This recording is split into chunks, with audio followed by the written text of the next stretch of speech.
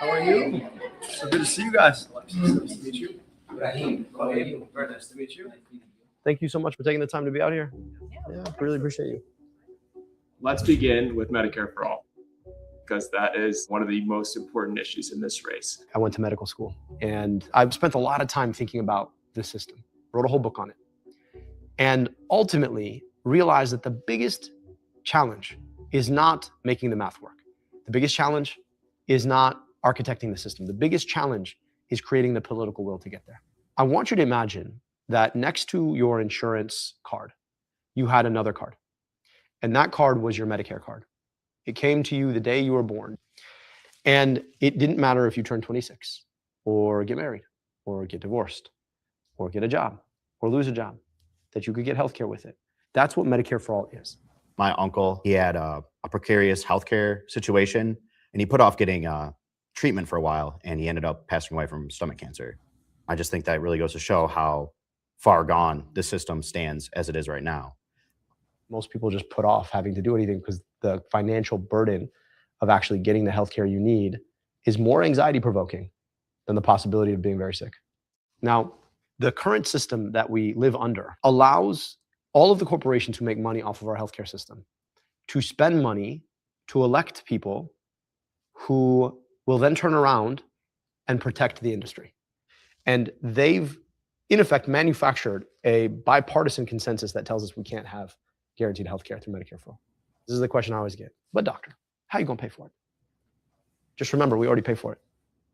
Every single dollar that goes to the back pocket of an insurance CEO, every single dollar that goes to a pharmaceutical company, every single dollar comes from where? One of our pockets, every single one.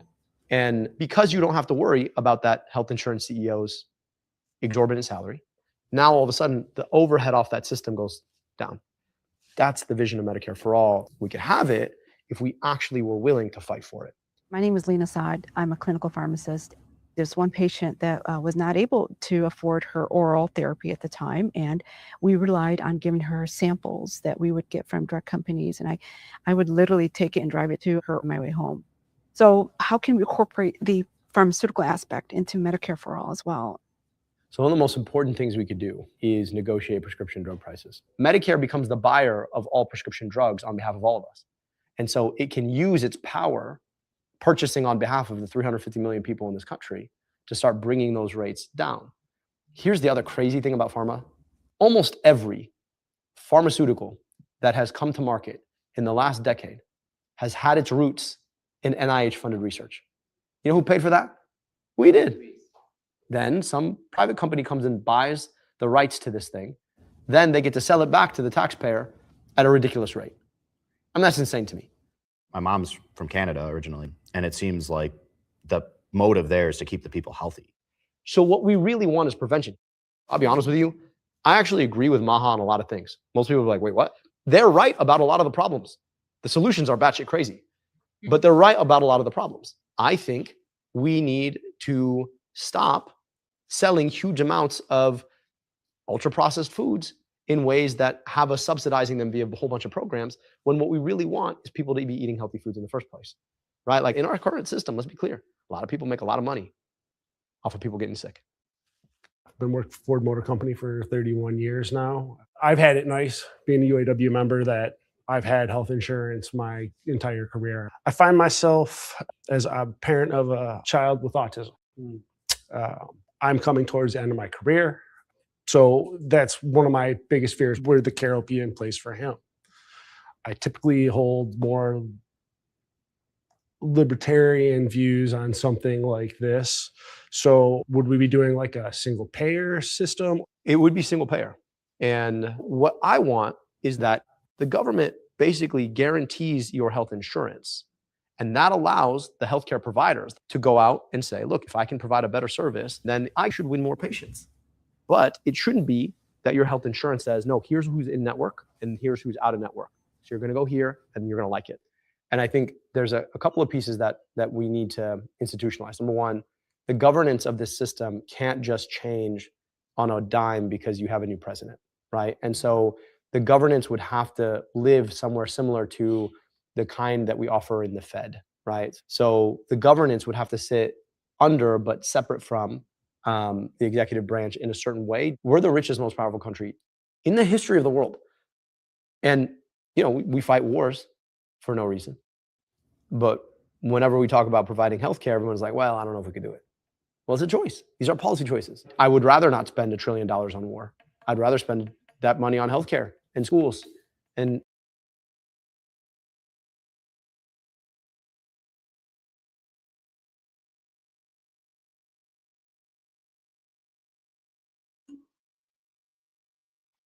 Of course, you muted. Welcome to Absurdity Space. I'm Forrest Miller. This is Christina Oakes. We are, we're live. We're live right now. And very tired. Yeah, how did it go? How did work go? How's the puppy mill going? I gotta do it till Friday or whenever she gets back. It's getting annoying because this is cutting into all my shit that I do. So Yeah. They're getting bigger, so they're becoming more difficult to manage. 3 litters. Yeah, that's crazy. I thought you did the puppy stuff on your own, and then your mom joined you for the cleaning. But I guess this is cleaning. Yeah, because we got to clean out crates of poop and paper, and it's annoying. But she's very. I mean, they're starting to. We're helping to wean them off the mama's milk and give them Epilac and all that stuff. So yay!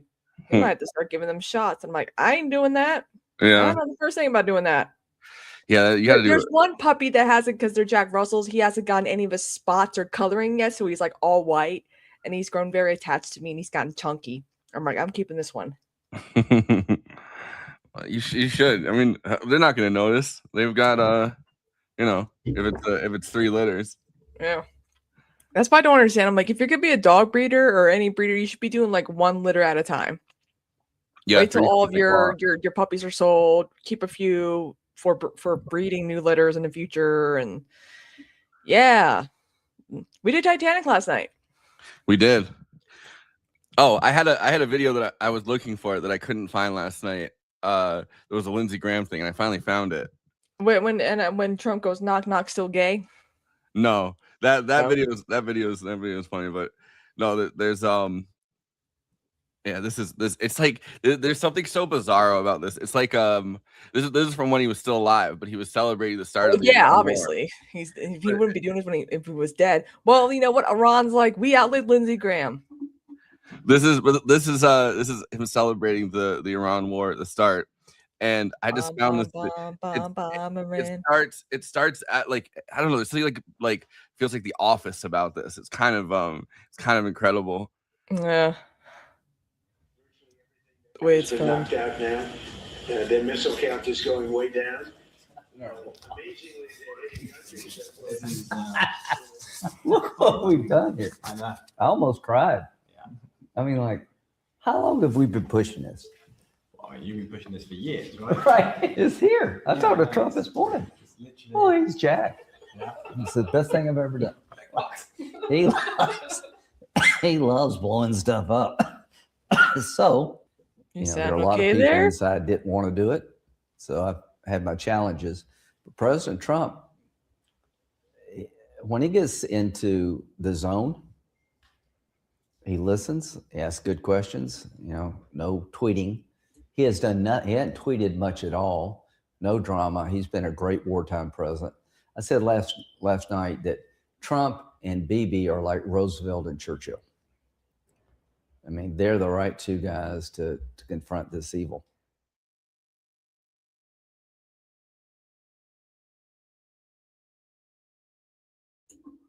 That's crazy.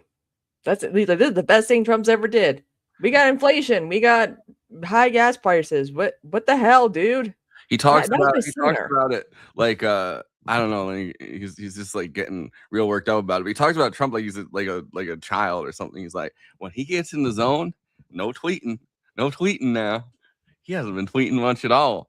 He's right about that. Trump's been truthing instead. Yeah, exactly. Graham probably wasn't on True Social because Trump goes ham on there. But yeah. Since we're gonna talk about the video about Abdul, it's so funny seeing so many liberals talk about him being a landlord in India or whatever, and they're like, this man who claimed to be working class this entire, I'm like, he's never claimed to be working class. He claimed that he's a doctor with privilege and wealth who wants to do good things, and he's a capitalist. Where did he ever say he was DSA? Like, we need to leave these people behind. It's clear they don't want to do shit. They want to be at brunch. They don't want to do anything. It's up to socialists to do something, because this is getting annoying.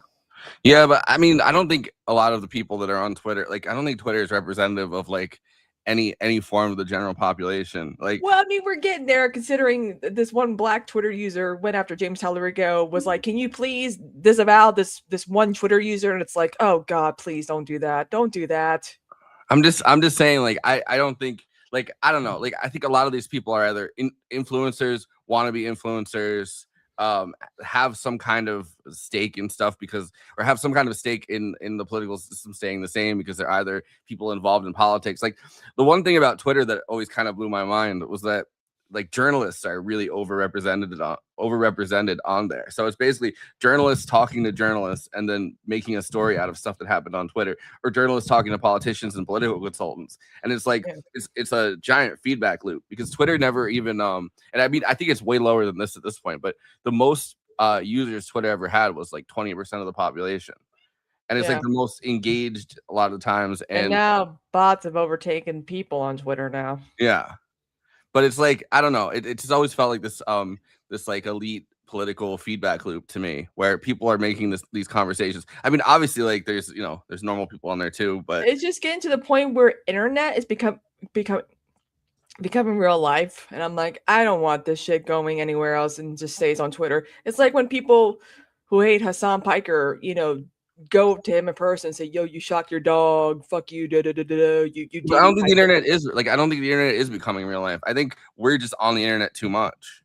Well, I mean, I don't know. I feel like it's gonna be becoming real life, considering how we're so online now that people just don't know how to behave properly in the real world. So they think that their online behavior is normal in real life. When if you were to come up to me and say, like, stuff, I'll be like, what?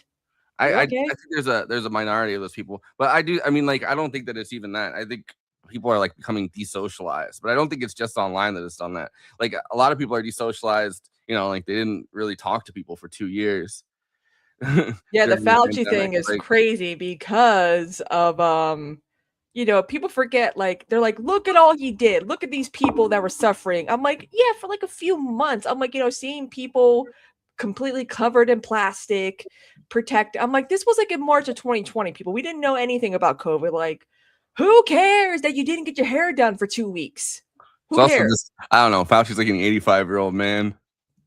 They're like rushing to try to, do the. It's never gonna happen. They're never gonna actually prosecute Fauci, but they're rushing to say they're gonna do that because the guy's gonna be dead, and he's like old as fuck. He's really he was there. He was in Reagan. He was part of the task force for the AIDS epidemic, I think, too, right? Yeah, he goes back that far. Yeah, he was a Republican and Democrats. Like, everyone was making out to be some like lived up whatever, and I'm like, well, it was Trump that like appointed him to do all this stuff with COVID in the first place, and everyone acts like it was like. They're like, why was he there? Well, Trump appointed him. Yeah. Well, I mean, he was the head of the NIH over for a bunch of different presidents, all the way back to Reagan. And I think he was originally a Reagan appointee. But it's like, I don't know. It feels like COVID was 6 years ago. Get over it. Kind of a bipartisan figure. And like, I'm not even against, like, there's some stuff that happened during COVID in those circles, like. Well, also just, I mean, Fauci kind of brought some of the stuff on himself by, like, he lied. By being so wishy-washy but I mean, like, he also lied about masks. He lied about the fact that he was like, oh, in the beginning, he's like, oh, masks don't do anything. You don't have to put on N95 masks. And the whole thing was that there just wasn't enough N95 masks. And rather than actually talking to people and saying, like, hey, there's not enough right now, we need to ramp up production, he was just like, oh, they don't do anything. So he kind of started with the whole dishonesty thing, which he admitted under oath at one point. And he was just like, oh, I thought it was easier to, communicate it this way than that way. So I don't even particularly feel like, I don't know. And that's what pisses me off. It's like, you did this to yourself. You're the reason why people are such deep into COVID denial that, like, they still talk about it, even though, technically all this shit was 6 years ago. I mean, we're still dealing with COVID, but, like, I don't know. It gets on my nerves when people like represent the entirety of COVID as like those first 2 weeks in March. Like those first 2 weeks in March is what happened the entire time. Okay. I'm like, no, that's not what happened. I mean, people wiping their groceries. I'm like, that happened for like about 2 weeks. You guys couldn't stay home for 2 weeks. You guys wanted to get your nails done. You wanted to get your hair did. You wanted to do that. I'm like, stay home for you know what I did for 2 weeks? When I was finally trying to flatten the curve, watch all of It's Always Sunny in Philadelphia for the first time. Rearrange my room. I did like bake bread, do something fun. You got time off to yourself, and you're gonna want to go out and work and do stuff. What's wrong with you people? That was the first time you watched It's Always Sunny? Yep. Oh well, I've been watching It's Always Sunny for a really long time then. Yeah, I don't it know. worked. I feel like it's just we don't do well with just as a society with like moments in time where everyone's unsure of everything, right? Like, and I noticed this like with people trying to communicate with each other on Twitter and stuff. It's either like, you know, the idea of like misinformation or lying, or there's no like, you know, there's no middle ground or gray area where it's just like people don't know things, and then they learn more as time goes on and they figure stuff out. It always has to be like intentional misinformation rather than rather than the fact that maybe things are unknown and you evolve as time goes on and your responses to things evolve as time goes on. It always has to be that people are pushing purposeful disinformation or purposeful lies. And I noticed that in people's communication, it's getting more and more like that. It's like there's always an insistence that like, you know, either people are stupid when they say something wrong or they're lying. There's no in between where it's like, I don't know, because the thing about COVID during the actual pandemic, we didn't actually know that much about it for a long time. And it said we were more focused on, you know, Pizzagate and QAnon and all that stuff. And I'm like, can you guys just go down the pre-Britney rabbit hole instead? This is like, I mean, I have people who COVID broke their brains that they still believe the craziest conspiratorial stuff, like The Weeknd is Michael Jackson, Elvis Presley is actually Donald Trump, like all the weird. Like I'm like, come on, seriously. I actually kind of like that one. Elvis Presley's actually Donald Trump. It's just a weird. Like I'm like, you know, they still think, you know, Armageddon's coming, you know, any day now, any day, you know, JFK, JFK's returning, and I just yeah, but that's what COVID did to society as a whole. Like Americans have go on DuckDuckGo if you want the real truth. Like, oh Jesus Christ! Populations of Americans have believed since the founding of America that Armageddon's coming. Like soon, like they believed within their lifetime that Armageddon was happening. The entirety of, you know, American history, there's been people that believe that. So it's like that doesn't really surprise me that much. That something like QAnon caught on, because I feel like evangelicals in particular. I mean, it's not on 8chan. But I think evangelicals in particular in American history, which we've had evangelical Christians the entirety, right, of American history, like pretty much like the Second Awakening or whatever, it happened in like the 1800s. And I think the entirety of that time, and like before that, you know, you had Americans that just straight up believed like, oh, Christ is coming any day now. So it's like, it doesn't surprise me that they've been programmed to kind of believe something like QAnon where a savior is coming. It just, I don't know. It's the politicization of it, I guess, is what really kind of bums me out. Yeah, because everyone's like, COVID is not the issue. Human trafficking from the Democrats and child sacrifice and panda eyes and all this weird stuff that they were coming up with. I was like, oh Jesus Christ! Armageddon did come out. Yeah, exactly. And I was like, why? I mean, what disturbed me the most is when people would like make like Wilson from like Castaway as like, this is the symbol of pedophilia. Look at it. I'm like, guys, it's the thing from a movie that's been around for like almost for 20 years at the point. What's going? And the fact that they would choose to look up like graphic information about child rape, I'm like, you guys are fucked up in the head if you guys are actively looking for like graphic material. That's why they say always use DuckDuckGo to get because it's uncensored and you can search whatever you want. I'm like, yeah, but I don't want to do that. That's just disturbing. Yeah, well, that's like voyeurism. There's always been like a voyeuristic element to. I mean, but they care about pedophilia apparently, and I'm like, do you though? There's always been like a voyeuristic, which is why something like like all of those shows where they try like To Catch a Predator obviously is like the first mainstream one, but like, or maybe not the first, but one of the early mainstream ones. Like there's been so many of those shows where it's like where they're hunting down pedophiles, and there's always like a voyeuristic element to it where it's like we wanting to see justice get done, but also kind of having this weird fixation on trying to figure out like the actual things of crime. Like true crime is like that too. It's like they're like people get obsessed with like sex crimes. Yeah. What if Armageddon happened? We're just living in the aftermath. I've thought about that. I'm like, what? I don't know. Like, it would be 2012. crazy. It'd be crazy if this was like purgatory. Yeah. Not even hell. Like, because hell's up here. Heaven's up here, hell's down here, and purgatory in the middle, where it's like, you're waiting to see if your life is good enough to go up to heaven or hell. I mean, maybe that's the Catholic in me. I'm Catholic too. I know the whole thing about purgatory, but I'm like, nah, this has to be some form of hell. Purgatory seems more entertaining. The whole point, like, do you get to go to heaven or hell? Because look at your whole life and see every little thing you did wrong, and it's like, okay, cool. I could chill here for a while. Awesome. I've always thought purgatory felt like, or was described like, it would be like a waiting room. It's like which way, Western man? Yeah. But it's like, I don't know, once you're there, like, are there challenges? Like, do you have to, like, how do you earn your place in heaven or hell? I've never really, I don't know. It feels like, you're just waiting. You have to like step up to it's the medium place. Yeah. Remember, like, this is the good place. Oh, this is the bad place. That show was good. Yeah, I've only watched a couple episodes of that show. I love the new InfoWars account. That's I know. Every time every time they come up with new like little ad for like a podcast episode, I'm like, yeah, I can see people actually watching this. I really like just they have the Jim Rafferty, whatever his name is, and this he was originally the Onion's like go-to like morning show person where they're making fun of morning shows, and then they all of a sudden use that guy as like a Steve Bannon / Alex Jones type figure, or not even like Tucker Carlson type figure. Yeah, what are we doing? What's going on? I found clips of like the morning show thing that they did in like 2011. I was like, oh shit, and I cut it together as like a thing to they had a fake thing where they like made him get surgery and he was getting like his kidney stones removed or whatever, and they brought cameras into the the doctor's office, and he's like, I'm gonna show you a kidney stone removal surgery. Yeah, they were apparently Alex Jones wants Trump to get impeached. I'm like, oh, funny stuff. Someone's angry, but also too, it's like, it's getting to the point where again, Democrats, don't want the Senate. They have no money. Everyone's like, well, so and so voted to impeach Trump. I'm like, yeah, how did that go? Did he get ousted in the Senate? No.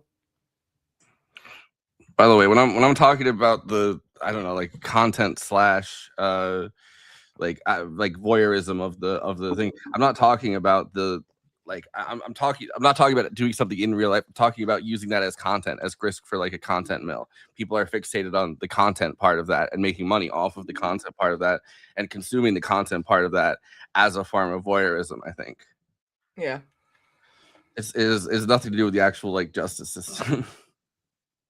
Because and there's been people that have gotten falsely accused by true crime that weren't actually the perpetrators of the crime, and because true crime is always in a race for a kind of format where they're looking for some kind of some kind of villain, or they're looking to exonerate someone, like they get it wrong, and they're not usually professionals, they're podcasters, so they get it wrong, and it's extremely dangerous to use real life crime situations as content. That's kind of my point. Yeah. But it's getting out of hand. How with all the disinformation happening and these like definitely not paid influencers, saying stuff. And also too, what's funny is like you can tell, like you can tell when people are getting paid. They cannot say no. Like they'll say, oh, Hassan's being paid by Russia, and I'm like, who's paying you? And you can't deny it. You can't even deny it. And that's the thing. Every time I insult these people, I'm like, they can't insult me back because I'm not getting paid, but they are. Yeah. But what else is going on in the world? I mean, the primaries next Tuesday. That's gonna be fun. It's gonna be Corey, but I feel like I don't know. I need your thoughts. Do you think AIPAC is very cocky, thinking that Wesley Bell is gonna win? And so it doesn't seem they're putting as much money in her race against to unseat Wesley Bell as compared to like Abdul and Haley Stevens, because my thing is, and you probably agree with me too, is that AIPAC will see something, will see a person, they'll try to oust them. If they can't, they give up. If they don't, they're fine. They tried doing it with AOC, she won still. They died Ilhan Omar, they realized she still won. They still don't really do a whole lot with her. Rashida Tlaib, forget it. She's very loved in her district. I feel like AIPAC does that thing where it's like, okay, if we succeed, we don't have to do it again. But I feel like they're getting a little cocky, and knock on wood, Cori Bush has a chance to get her seat back in Congress.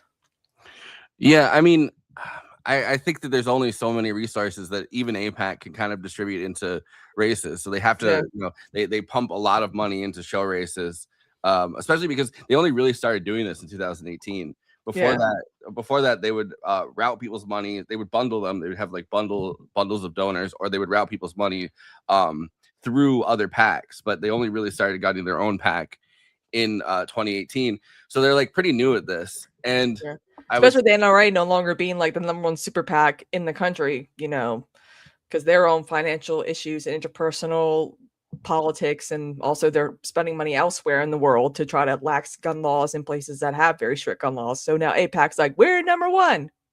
Yeah, I mean, I don't know if they really necessarily give up, but like they only have a certain number of resources they can ever really put into anything, and I'm sure they'll just keep pumping the number up and up and up. But it's like Cori Bush was their main target, in 2024, and it's like besides Jamal Bowman, like the two of them, and her running again, I bet it's I bet they're like, oh well, he's probably like Wesley Bell's probably safe, but I don't know. I mean, I think that people didn't really know. Showing up to events. She it's so funny when people are like, well, she abandoned St. Louis. I'm like, no, she didn't.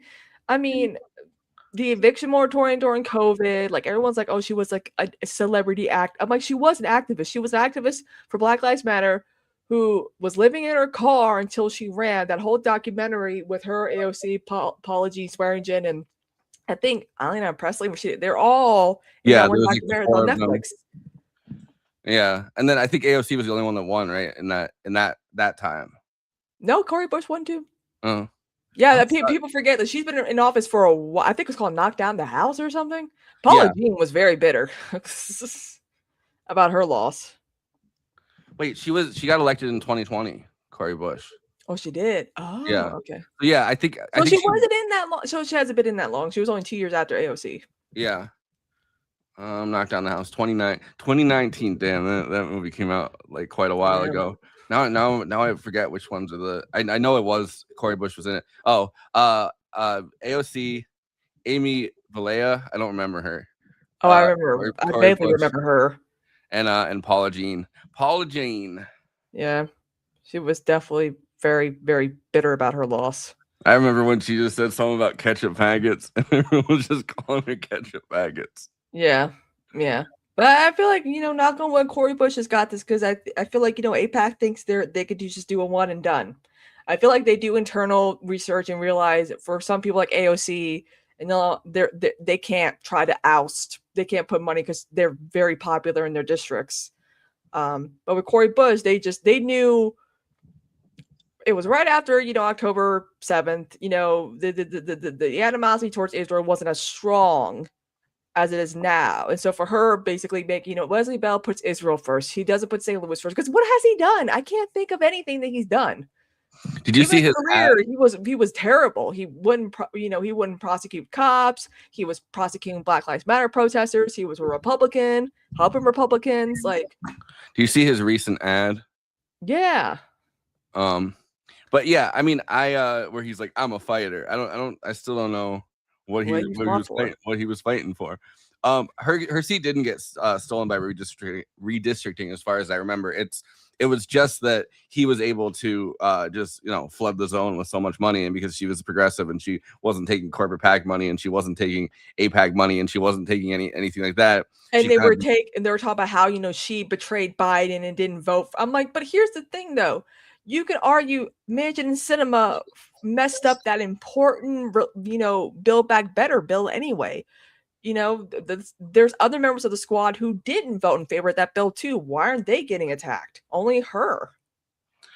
He was also he's kind of been dishonest, Wesley Bell, since like the very beginning. He was kind of elected in the wake of Michael Brown and that and like that police shooting and everything that happened with Ferguson.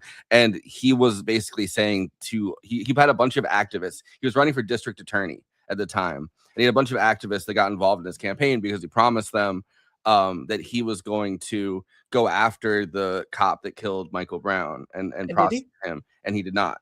And he very much did not. And so from that, like from the beginning, he's kind of run these very dishonest campaigns. He was also and Corey Bush pointed this out. He was the campaign manager for like a very far right Republican during the Tea Party. Yeah, that's not good. During the Tea Party, that's when the Republican Party had one of the most drastic shifts. You know. But this is the ad that I was talking about. I'm a fighter. Yeah. Boom. That you fight. It matters who you fight. I'm Wesley Bell. And in Congress, I'm fighting the billionaire special interest. And I'm fighting Donald Trump, whose racist, reckless actions put us all in danger. But who does Corey Bush fight? She fights Kamala Harris, Joe Biden, and other Democrats. Corey Bush even called Kamala a fascist. Come on, Corey. I approve this message because I'll always stay focused on the right fight, beating Donald Trump. When have you ever beaten Donald Trump, though?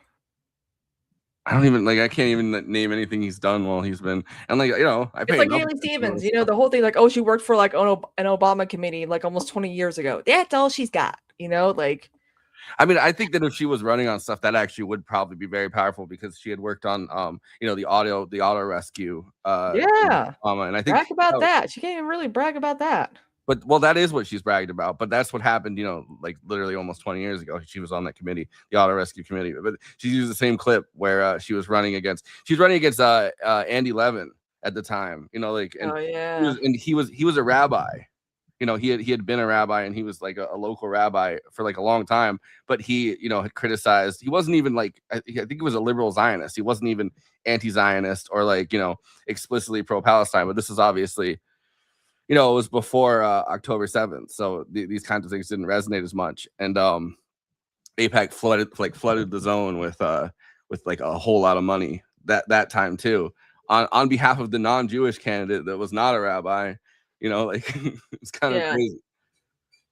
Yeah, it was just so weird watching her accent become more and more fake as like the debate went on.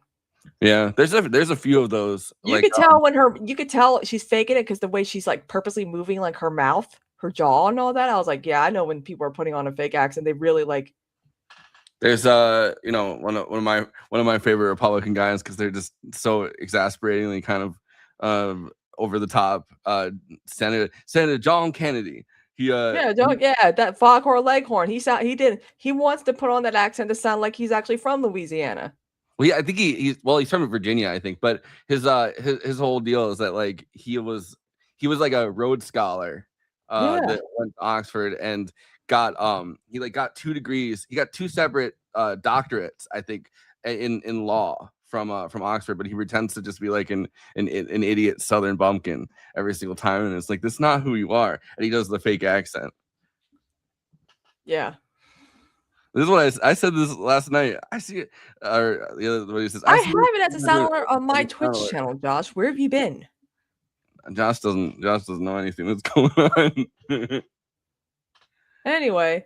Yeah, he did. It is kind of pulling Elizabeth Holmes, making her voice deeper and sounds like Mark Zuckerberg. That thing, yeah, that was weird.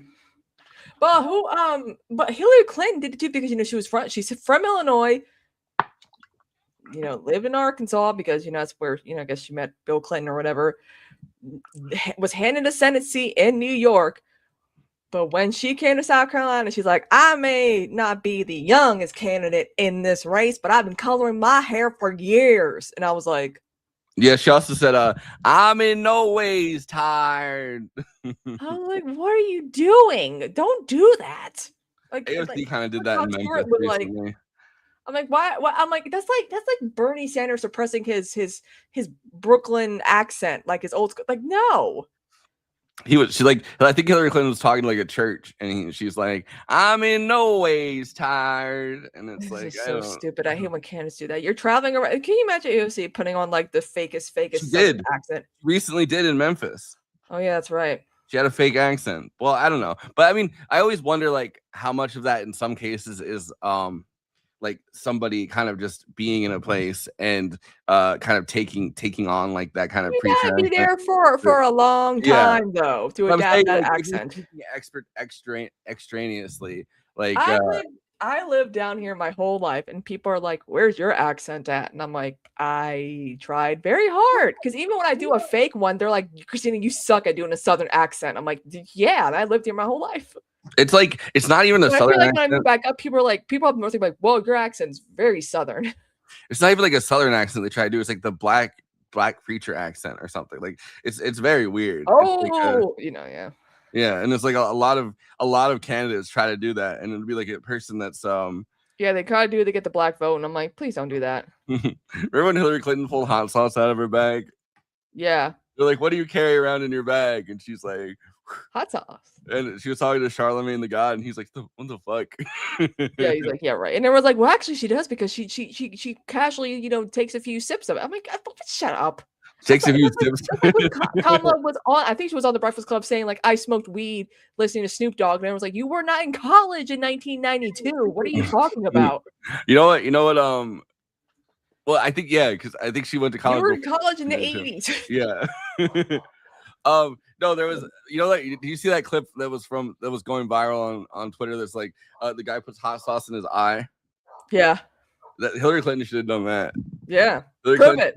Should have been like, let me show you something, Charlemagne. And then I would have been like, you know what? I believe her. She carries that hot sauce in her bag like eye drops. Clear eyes is awesome. I'm in no ways tired. It actually kind of infuriates me that it's not just Hillary Clinton. RFK, the original, like RFK Senior, not RFK Junior, like was never living in New York, and then we kind of just gave him a Senate seat. Hillary Clinton was not living in New York, like up until we gave her a Senate seat. Like, why does New York have to be the state that gives these people a Senate seat? Yeah. Like I want a senator from New York that lives like in New Chuck York. Schumer, right?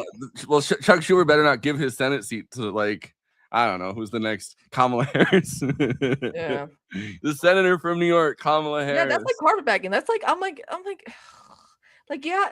There's like there should be rules about like how long you've lived. Like everyone's like, you should run against Cory Booker. I'm like, yeah, but not like my first year living in Jersey. I should be like in my 40s running because I feel like he's gonna be one of those incumbents who just keeps winning his Senate race.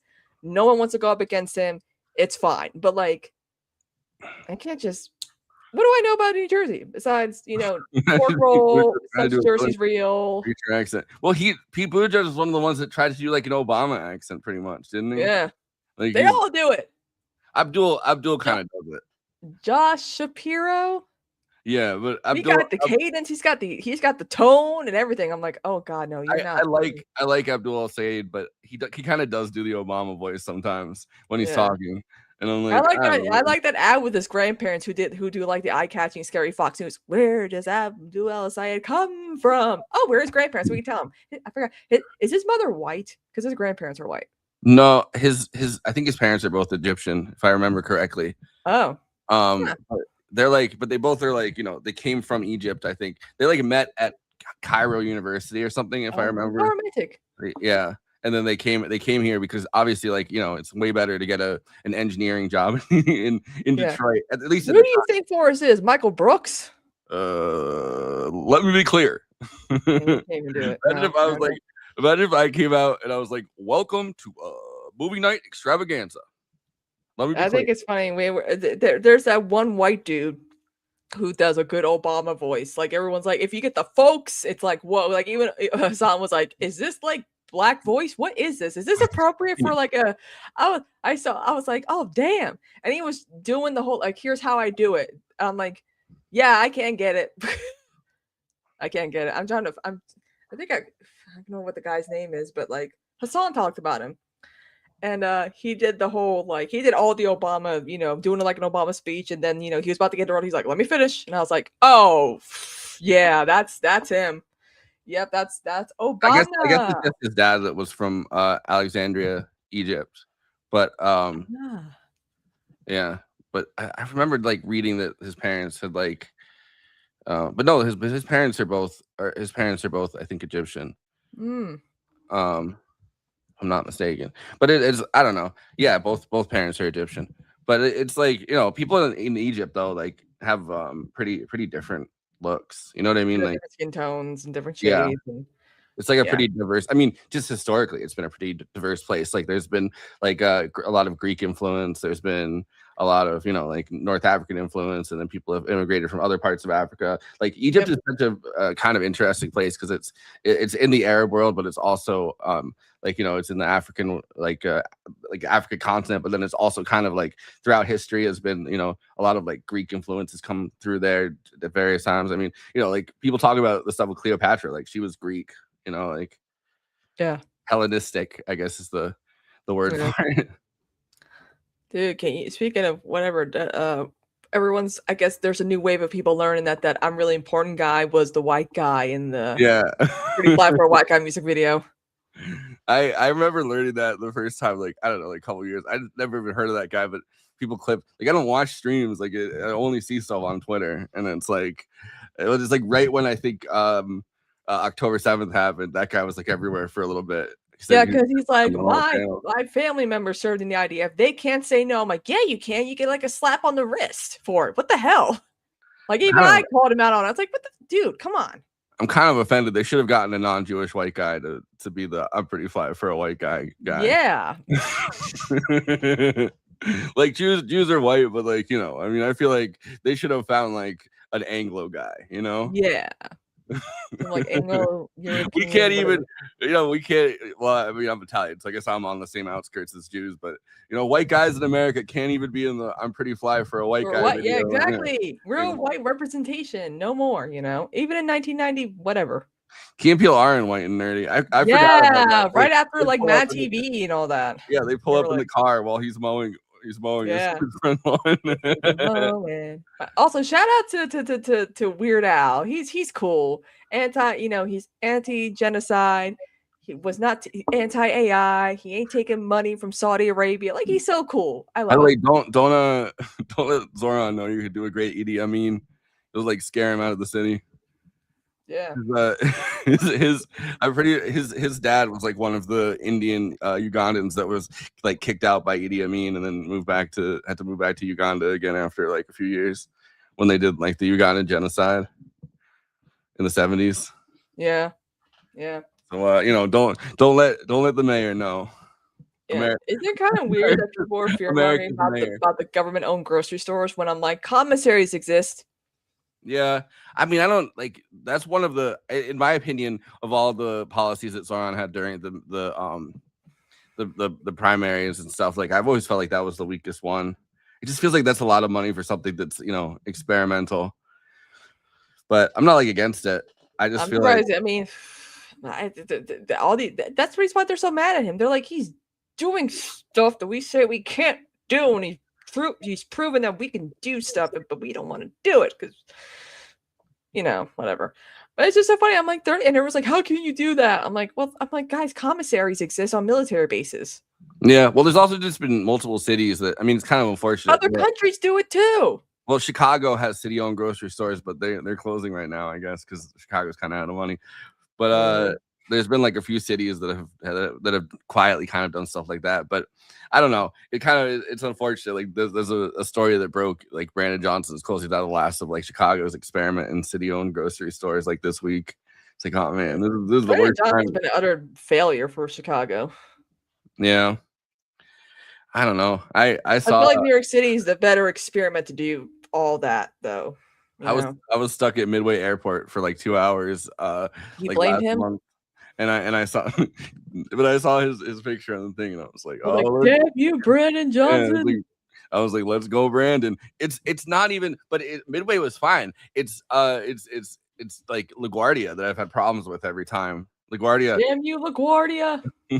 Fiorello LaGuardia. You might have been a great mayor forever and did a lot of good stuff, but damn you. I mean, would they're comparing him to LaGuardia because of all the shit he's getting done. So I don't understand why politicians want to have airports named after them. It seems like or they're highways places or of, libraries. Yeah. it seems like they're places of like utter misery and boredom. Like I would like somewhere that if I was a mayor and they were like, oh, I'd like to name something after you, I would like something that's like a nightclub. Yeah, I mean, a weed dispensary. I don't know. I don't. It's just funny. Like I don't think people get like theater? People don't like the airport at all. Yeah, and I've never seen an airport. No matter, you could be 4 hours early and still somehow miss your flight. Yeah.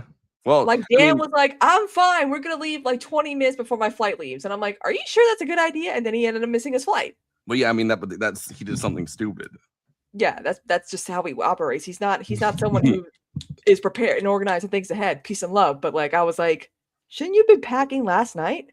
I think the first time I found out that I'm really important was he was on a panel with Destiny in 2020 challenging Joshua Socialist Trucker Collins. Yeah, it does sound incredibly eternally online. Oh, Jesus. Shout out to Socialist Trucker. I think it was like right after October 7th that guy started being around everywhere. But I remember I really liked The Offspring for a long time. And so like I don't know, it was crazy to find out that guy was in the video. That was I'm pretty fly for like how do you do political commentary after that? Yeah.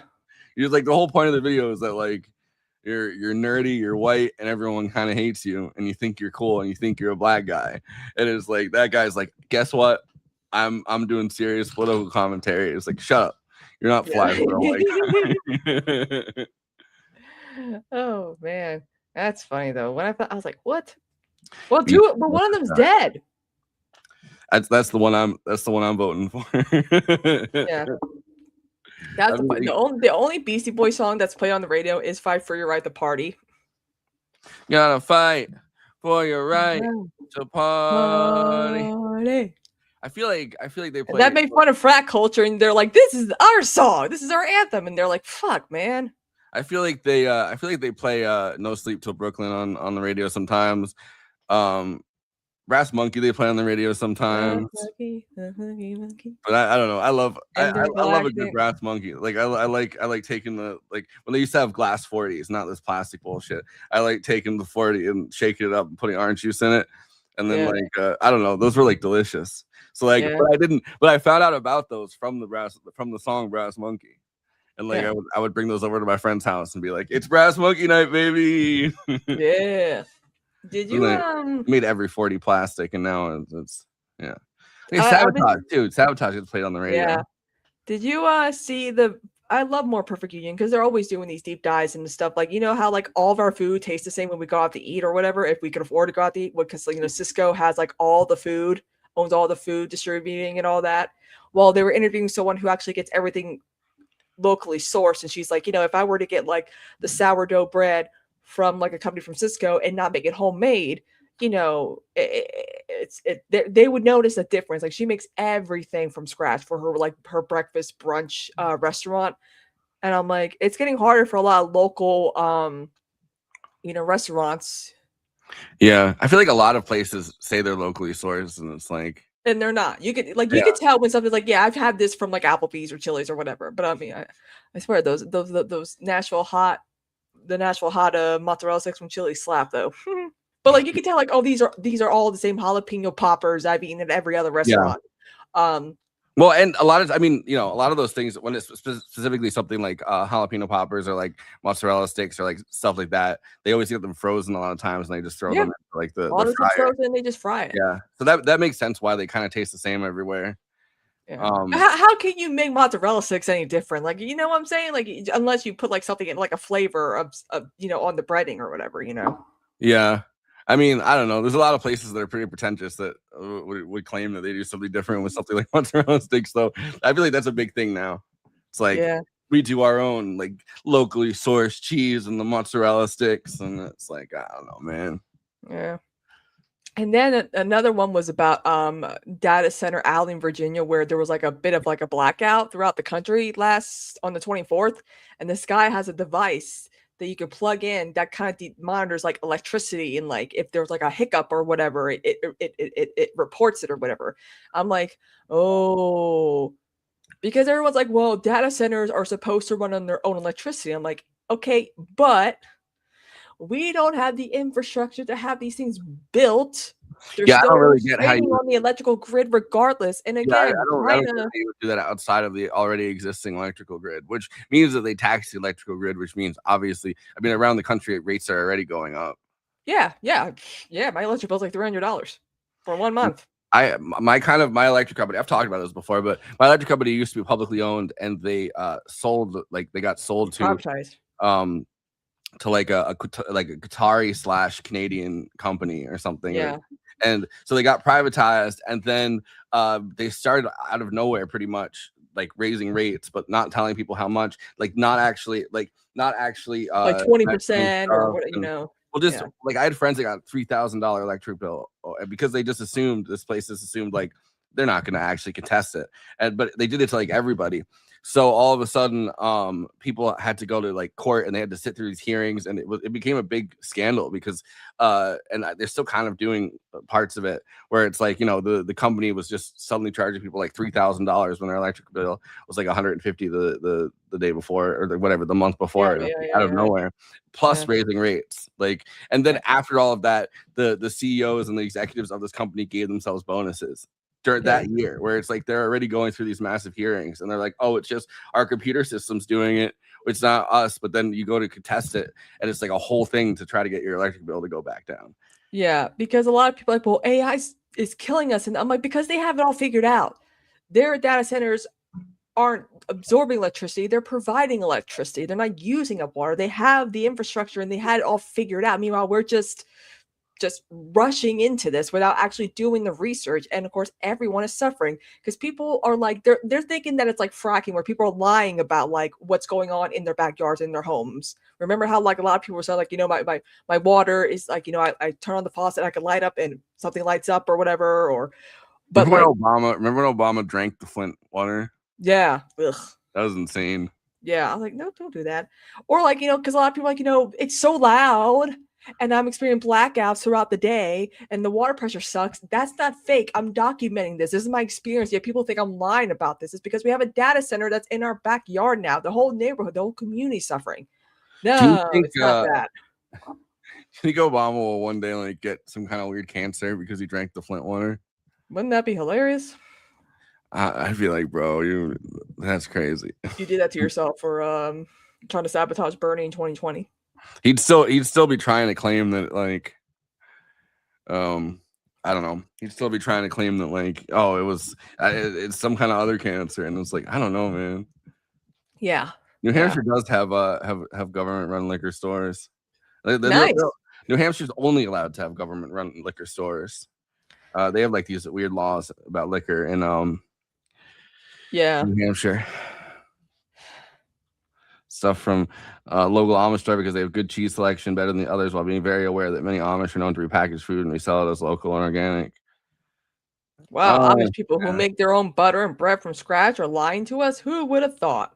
I thought they don't need that technology. I have like the Bruderhof, like not Amish, like the Mennonites that live one like a town over or something. They have like a Mennonite school, which is like they're the Amish pretty much, but like, you know, they're like slightly, I'm not saying slightly above, slightly more technologically able, or technologically, I don't know, like they're allowed to use more technology and buy more things than the Amish are.